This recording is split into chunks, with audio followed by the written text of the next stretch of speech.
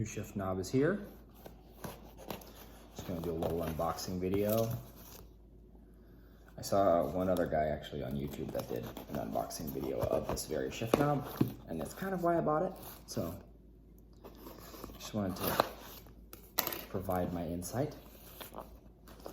This is an Ashiko, genuine Ashiko custom shift knob. You know, and what's funny is I realized after I bought this that the one that's already in my WRX is actually kind of sought after. Oh, that's kind of cool. It's got a little padding with the R logo there. Of course, stickers, you know, KDM boys. Some paperwork.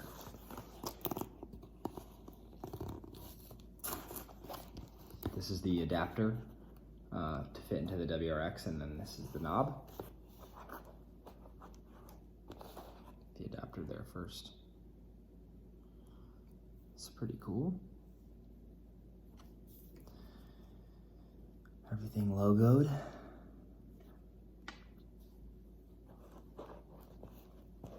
This thing is ridiculously heavy. It's 735 grams, I believe. There's just no way to describe how heavy this thing feels for how small it is.